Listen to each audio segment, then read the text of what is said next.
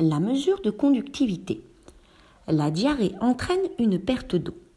Il faut empêcher cette perte hydrique par des apports de liquide.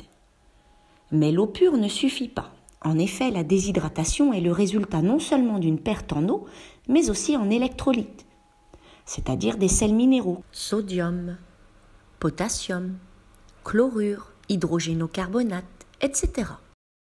Il faut donc apporter non seulement de l'eau, mais aussi des électrolytes. L'eau et les électrolytes vont empêcher ainsi la déshydratation. La conductimétrie est l'étude quantitative de la conductivité des solutions conductrices du courant électrique. La conductivité, sigma, est une grandeur permettant d'évaluer la capacité d'une solution à plus ou moins conduire l'électricité. Elle s'exprime en siemens par mètre. Sa mesure se fait grâce à un conductimètre muni de sa cellule conductimétrique.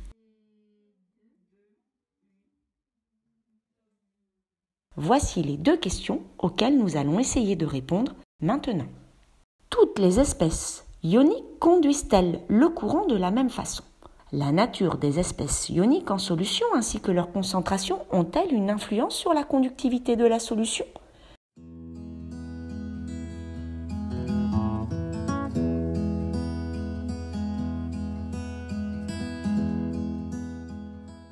Passons aux expériences.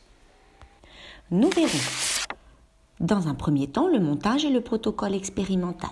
Ensuite, nous verrons l'influence des espèces ioniques et enfin l'influence de la concentration des espèces ioniques. Dans un premier temps, nous devons procéder à l'étalonnage du conductimètre. Pour cela, prendre la solution étalon et introduire la cellule dans la solution. Veillez à ce qu'elle soit totalement immergée. Puis, pour calibrer l'appareil, appuyez sur le bouton « Cal ».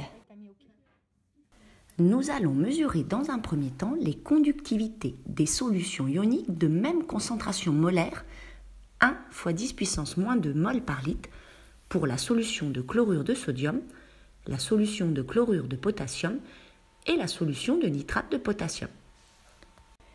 Avant chaque mesure, rincez impérativement à l'eau distillée la cellule conductimétrique, puis la séchez délicatement à l'aide d'un papier absorbant. Plongez la cellule dans la solution à tester et veillez à ce qu'elle soit totalement immergée.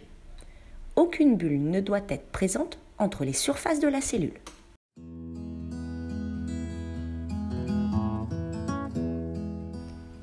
Vous avez tous les éléments en main, alors interprétez et concluez quant à l'influence des espèces ioniques présentes sur la conductivité de la solution.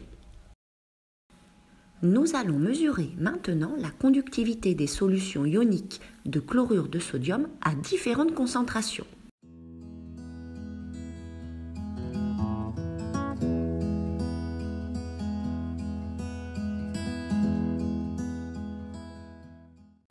Vous avez tous les éléments en main, alors interprétez et concluez quant à l'influence de la concentration sur la conductivité des espèces en solution.